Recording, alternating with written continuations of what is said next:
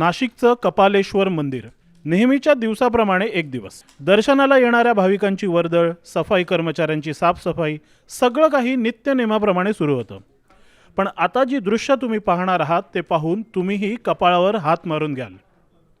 पांढरी टोपी, पांढरा शर्ट आणि खांद्यावर एक बॅग घातलेला हा मुलगा तुम्हाला वरकरणी भाविक वाटेल. बजरंग बलीला अगदी भक्तिभावाने नमस्कार करताना पाहिलं की हा मुलगा खरंच दर्शनाला आलाय असं तुम्हालाही वाटेल. पण थोडं थांबा. आता तुमचा सगळा समज एका क्षणात कसा दूर होईल तो पहा.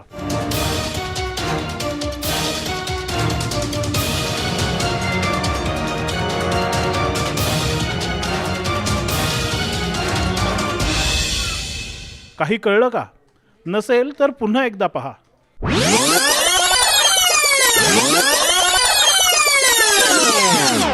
हे सगळं पाहिल्यानंतर तुम्हीही असंच म्हणाल, बेईमानी का काम भी ईमानदारी से.